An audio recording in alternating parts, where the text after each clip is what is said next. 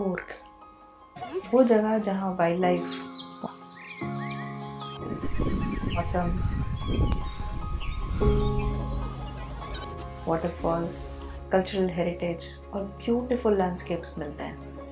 इस रेस्टोरेंट का नाम है इंपीरियल रेस्टोरेंट और हम यहाँ पर आए थे एम्पायर रेस्टोरेंट सोच के। और 4 दिन की चिल फैमिली वेकेशन के लिए इससे ज़्यादा क्या चाहिए। तो हमने भी टिकट्स बुक किए और निकल गए बैंगलोर एयरपोर्ट के लिए। बैंगलोर पहुँचे और वहाँ से कैब लेके हम अपने फर्स्ट पिट स्टॉप के लिए गए, विच वॉज मैसूर।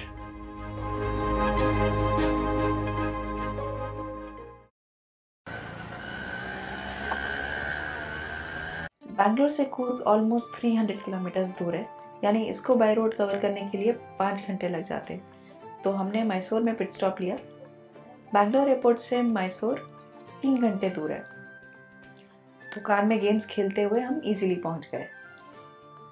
यहाँ के लिए हमने बुक किया था सफारी क्वेस्ट होटल। अगर आप नागरहोले या बंदीपुर में सफारी करने का सोच रहे हो तो इस होटल से कॉन्टैक्ट कर सकते हो।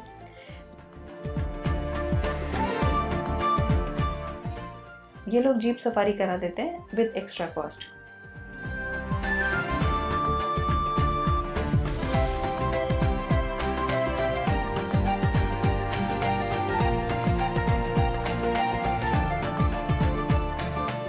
इनफैक्ट ये काबिनी रिवर पे एक्टिविटीज़ भी कराते हैं। तो अगर आप भी हमारी तरह बच्चों के साथ ट्रैवल कर रहे हो स्पेशली मैसूर के लिए, तो यहाँ पे जिप लाइनिंग और ऐसे एक्टिविटीज़ इनके साथ बुकिंग्स के लिए पूछ सकते हो। हम ये एक्टिविटीज़ तो नहीं कर पाए क्योंकि हमारे साथ एक 6 मंथ का बेबी था, बट अदरवाइज मैंने सुना कि इनका बोट सफारी बहुत अच्छा है, तो वो ट्राई करना। It's also very well known for bird watching. इसके अलावा होटल में चिल करने के लिए गेम्स रूम और रीडिंग रूम भी मिल जाएगा, और इनका कॉम्प्लीमेंट्री ब्रेकफास्ट तो बहुत ही अच्छा था।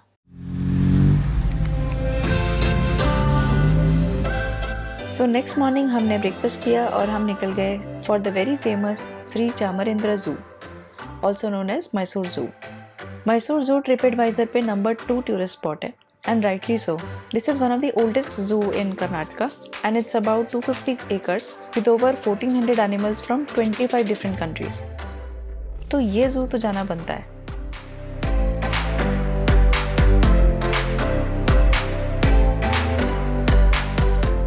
जू में एंटर होते ही आपको दिखेंगे बड़े बड़े पेड़, हर तरफ ग्रीनरी और बहुत सारे एनिमल्स। जू कम ये फॉरेस्ट वॉक ज़्यादा लगता है। अगर आपको लाइन अवॉइड करनी है तो टिकट्स बुक करने के लिए आप ये QR कोड यूज़ कर सकते हो। ये जू कम्प्लीटली 3 किलोमीटर्स के लूप में है, जिसमें जगह जगह बेंचेस, वाटर स्टॉप्स, रेस्टोरेंट्स, यहाँ तक कि बेबी फीडिंग रूम्स भी अवेलेबल हैं। तो बच्चों के साथ यहाँ पे घूमने में बहुत मज़ा आता है। इस जू के एंड पे एक रेस्टोरेंट है जहाँ पे अगर आप खाने का मौका मिले तो यहाँ का वड़ा ज़रूर ट्राई करना, बहुत ही टेस्टी था।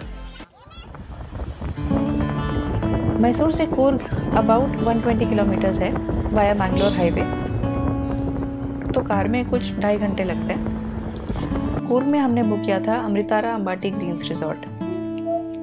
रूम्स वर सुपर स्पेशियस, हर तरफ ग्रीनरी और खाना तो क्या ही बोलूँ। यहाँ के ऑलमोस्ट सभी रूम्स के पास गोल्फ व्यू है, तो बालकनी से वास्ट ग्रीन एरिया दिखता है, और इसी गोल्फ व्यू को फेसिंग एक इन्फिनिटी पूल भी है जहाँ आप शाम में चिल कर सकते हो।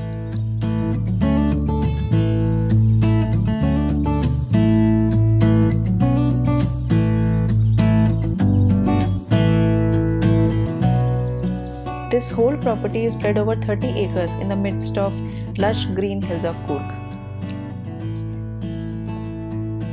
और यहाँ पे बहुत सारे पेड़ दिखेंगे आपको, jackfruit, avocado, dates, guava, और सुबह सुबह आसपास घूमने के लिए होटल से ही आपको साइकिल भी मिल जाती है। It's the most convenient way to explore the property. इसके अलावा यहाँ पे गेम्स रूम, बिलियर्ड्स रूम और एक छोटा सा किड्स एरिया भी है जहाँ बच्चों के साथ खेल सकते हो।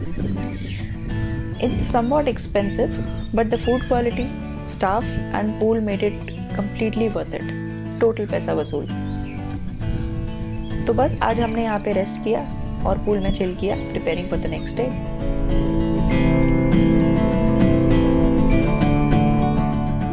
सुबह 8 बजे हम निकल गए दोबारे कैंप के लिए। आफ्टर ऑल कूर्ग आए हैं तो दोबारे कैंप तो जाना बनता है, और ये बच्चों को भी बहुत पसंद आता है क्योंकि यहाँ पे वो एलिफेंट्स को नहला सकते हैं, फीड करा सकते हैं और एलिफेंट राइड भी कर सकते हैं। इसके टाइमिंग्स का स्क्रीनशॉट मैं डिस्क्रिप्शन बॉक्स में डाल दूंगी to check it out before you plan your visit. Amritara hotel से Dubare camp was about 36 kilometres और कार में हमें 1.5 घंटे लगे।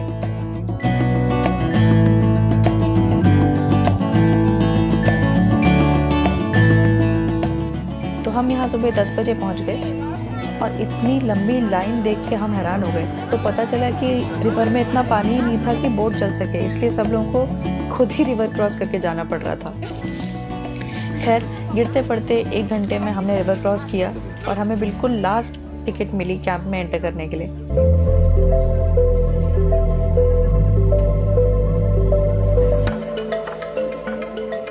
कैंप में एंटर करते ही आपको मिलेंगे एक आशीर्वाद देने वाले elephant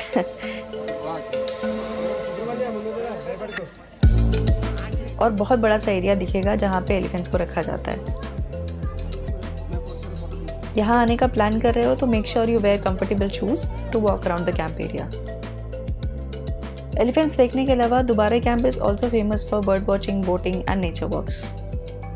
B sure to wear comfortable shoes and carry sunscreen. River cross करके आने जाने में तो हमें काफ़ी टाइम लग गया, तो यहाँ बाकी की एक्टिविटीज़ नहीं कर पाए, तो फिर बस हमने कुछ स्नैक्स खाए और वापस होटल के लिए निकल गए। इतना ही है बस, उसके बाद आराम से बैठने का है। डे 4 पे अपने पास 2 चॉइसेस थे, या तो हम मदिकेरी की तरफ जाते जहाँ एबे फॉल्स, राजा सीट, मंदिरपट्टी पीक देखते, या फिर इरुपु फॉल्स के लिए जाते, क्योंकि ये दोनों ही जगह अपने होटल से ऑपोजिट डायरेक्शन में थी और एक दिन में कवर नहीं हो पाती। तो हमने डिसाइड किया इरुपु वाटरफॉल्स जाने का, क्योंकि इसके बारे में हमने काफ़ी सुना था। और सबसे इम्पोर्टेंट बात यह है कि यहाँ पे वाटरफॉल में आप अंदर जा सकते हो, अनलाइक एबे फॉल्स जहाँ पे आपको ब्रिज पे खड़े होकर देखना पड़ता। इरुपु फॉल्स हमारे होटल से 45 किलोमीटर दूर था और कार से हम यहाँ 1 घंटे में पहुँच गए। इरुपु फॉल्स या लक्ष्मण तीर्थ रिवर ये कावेरी रिवर की ट्रिब्यूटरी है। इन फॉल्स से रामायण का भी एक लेजेंड जुड़ता है।